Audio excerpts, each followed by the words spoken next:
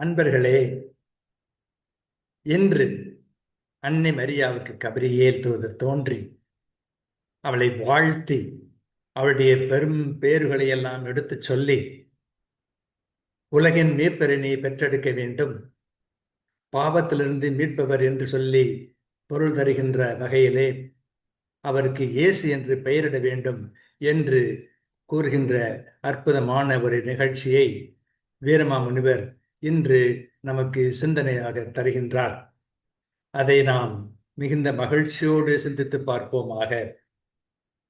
மதி பழுத்து இலங்கு சங்கின் வாய்ந்த சூல் பழுத்து ஈங்கு உள்ள விதி பழுத்து அரிய ஆற்றால் வேந்தது ஓர் கற்பமாகி நிதி பழித்து ஒளிர்ந்த தோன்றல் நீ பயந்து அவர்க்கு இயேசு துதி பழித்து உயர்ந்த நாமம் சொற்றுவாய் கன்னிமாதே என்று வாழ்த்துகிறார்.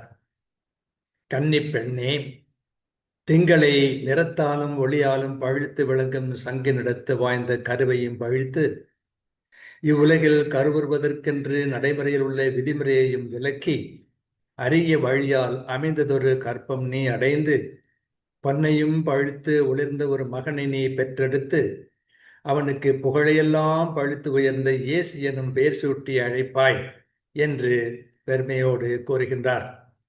அதன் பொருள், நிலவை போன்ற சங்கு பழுகுவதையும் கடந்து மனிதர் இயல்பாக கருவரும் நிலையை தாண்டி இறை ஆற்றலால் அரிய வகையிலே கருத்தாங்குவாய். பொன் போன்ற ஒரு மகனை பெற்றெடுப்பாய், அவனுக்கு ஒப்பற்ற புகழ் படைத்த இயேசு என்னும் பெயரிடுவாய் என்று கபிரியேல் தூதர் வாழ்த்தினார். கருவுறுவது எப்படி என்றும் அவருக்கிட வேண்டிய பெயர் என்னவென்றும் இவ்வாறு கபிரியேல் தூதர் அன்னை மரியாவுக்கு அறிவிப்பதை நாம் பார்க்கின்றோம். மதி பழுத்து இலங்கு சங்கின் வாய்ந்த சூல் பழுத்து இங்குள்ள விதி பழித்து அரியவாற்றால் வேந்ததோர் கற்பமாகி நிதி பழித்து ஒளிர்ந்த தோன்றல் நீ பயந்து அவருக்கு இயேசு துதி பழித்து உயர்ந்த நாமம் சொற்றுவாய் கன்னிமாதே என்று கபிரியேல் தூதர் அன்னை மரியாவை வாழ்த்துவதை நாம் பார்க்கின்றோம்.